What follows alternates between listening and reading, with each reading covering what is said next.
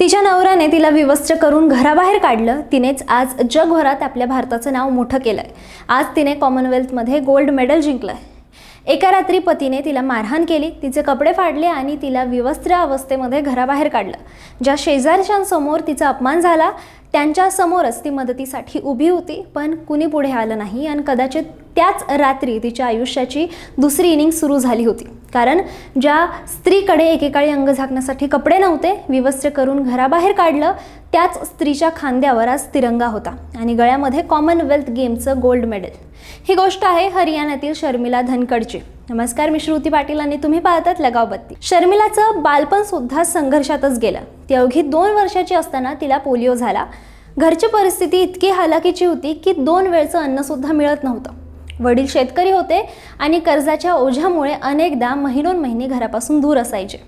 आईची दृष्टी लहानपणीच गेली होती. अशा परिस्थितीमध्ये शर्मिला मोठी झाली आणि वयाच्या अवघ्या 19व्या वर्षी तिचं लग्न झालं. पण लग्नाच्या मंडपातच तिला तिचं पुढचं लग्नानंतरचं आयुष्य कसं असेल याची एक झलक मिळाली. कारण लग्नाच्या दिवशीच तिचा होणारा नवरा दारूच्या नशेत होता. लग्नानंतर मात्र परिस्थिती आणखीन बिघडली. हुंडा दिला नाही म्हणून शर्मिलाला सतत टोमणे मारले जायचे.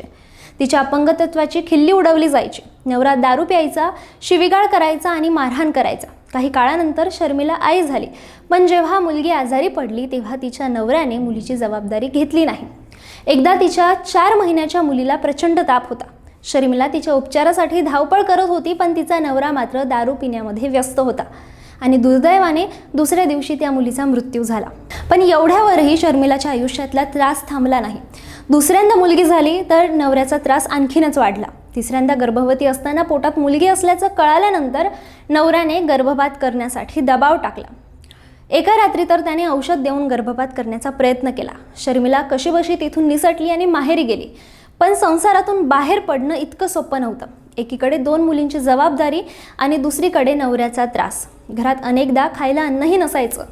एकदा तर तब्बल 10 दिवस घरामध्ये धान्य नव्हतं. मुली भुकीने रडत होत्या. तेव्हा उरलेलं पीठ शर्मिलाने त्या पिठाच्या पोळ्या केल्या आणि पाण्यात भिजवून त्या मुलींना खायला दिल्या. पोटाची खळगी भागवण्यासाठी त्याने शिवणकाम करायला सुरुवात केली. नंतर एका डॉक्टरकडे झाडू पोछाचं काम केलं. हळूहळू नर्सचं सुद्धा काम शिकली. मग तिचा नवरा तिथेही पोहोचला आणि त्रास द्यायला लागला. शेवटी शर्मिलाने मुलींना घेऊन माहेर गाठलं. 2005 ते 2012 जवळपास 7 वर्ष तिने माहेरी राहून मुलींना वाढवलं. पण तिथं सुद्धा पतीचा त्रास थांबला नव्हता. आणि मग आली ती काय रात्र. पती दारूच्या नशेत घरी आला. त्याने आधी मुलीला मारहाण केली. शर्मिलाने मुलीला वाचवण्याचा प्रयत्न केला आणि त्यानंतर त्याने शर्मिलावर हल्ला केला. लाथाबुक्क्यांनी मारलं, मान पकडली, कपडे फाडले आणि पहाटे 5 वाजता तिला विवस्त्र अवस्थेमध्ये घराबाहेर फरफटत नेलं. शेजारी जागे झाले होते, पण कुणीही पुढे येत नव्हतं. शर्मिलाच्या मुली तिला वाचवण्यासाठी धावल्या, पण त्यांनाही ढकलून दिलं. शेवटी एका शेजारच्या महिलेने धावत येऊन शर्मिलाला चादर पांघरली. त्या रात्री शर्मिलाकडे स्वतःचं शरीर झाकण्यासाठी सुद्धा काहीच नव्हतं. पण त्याच आयुष्यात पुढे एक अशी रात्र आली जेव्हा तिच्या खांद्यावर तिरंगा होता. या 2 घटनांच्या मध्ये शर्मिलाने आयुष्यच बदलून टाकलं. नवऱ्याने तिला मारहाण केली असताना अजित सैनी नावाच्या एका व्यक्तीने त्यांना वाचवलं. शर्मिलाची परिस्थिती समजल्यानंतर अजितने तिच्याशी लग्न करण्याचा निर्णय घेतला. एवढंच नाही तर दोन्ही मुलींना सुद्धा स्वतःच्या मुलीसारखं स्वीकारलं. शर्मिलाने पहिल्या पतीला घटस्फोट दिला आणि वयाच्या 28व्या वर्षी अजितसोबत दुसरं लग्न केलं. आणि कदाचित याच निर्णयाने तिच्या आयुष्याला नवं वळण मिळालं. एक दिवस दोघे घराची साफसफाई करत होते. शर्मिलाने एकट्याने बॉक्सचा जड पलंग सरकवला. हे पाहून अजित थक्क झाला. त्याने शर्मिलाला म्हटलं, तुझ्यात एवढी ताकद आहेस, तू खेळ होऊ शकते.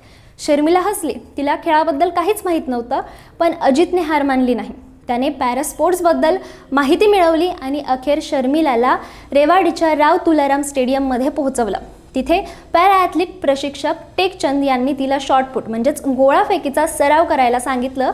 आणि इथून सुरू झाला शर्मिलाच्या आयुष्यातला आणखीन एक संघर्ष. वयाच्या 35व्या वर्षी ती स्टेडियममध्ये गेली.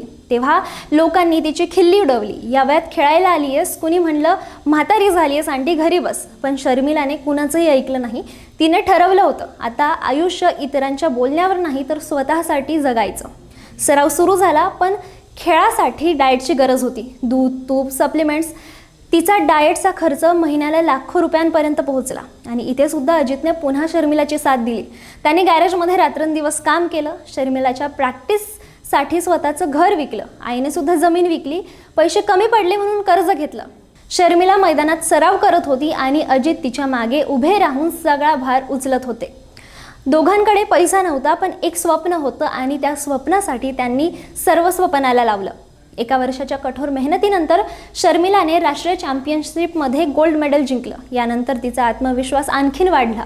2022 मध्ये बर्मिंगहॅम कॉमनवेल्थ गेममध्ये सहभाग घेतला. 2026 मध्ये दुबईतील फज्जा आंतरराष्ट्रीय पॅरा ॲथलेटिक चॅम्पियनशिपमध्ये सुद्धा सुवर्ण पदक पटकावलं. पण अजित आणि शर्मिला यांचं अंतिम स्वप्न अजून बाकी होतं, कॉमनवेल्थ गेमचं. 27 जुलै 2026 ची रात्र, स्कॉटलँडमधील ग्लासगो.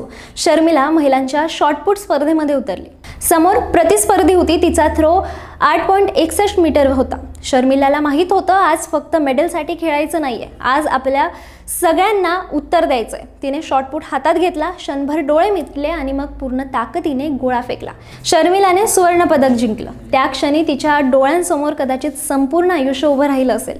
गरिबी, पोलिओ, हुंड्यासाठी झालेला छळ, नवऱ्याची मारहाण, मुलीचा मृत्यू, भुकेनं रडणारी मुलं, घरामधून हाकलून दिलेली ती रात्र, ज्या लोकांनी कधी काळी त्यांना म्हटलं होतं की म्हातारी झालीयेस घरी बस, त्यांना त्याच वयात शर्मिलाने जगाला दाखवून दिलं की स्वप्नांना वय नसतं. आज तिची ओळख आहे, आर्थिक स्थैर्य तिच्याकडे आहे. तिने KBC मध्ये 12 लाख रुपये जिंकलेत. अनेक ठिकाणी तिचा सन्मान झालाय. शर्मिलाच्या या प्रवासात तिची सर्वात मोठी ताकद होती अजित सेने.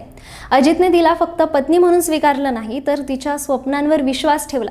तिच्या मुलींना स्वीकारलं, स्वतःचं घर विकलं, नोकरी सोडली, कर्ज घेतलं आणि शर्मिलाच्या मागे ठामपणे उभे राहिले.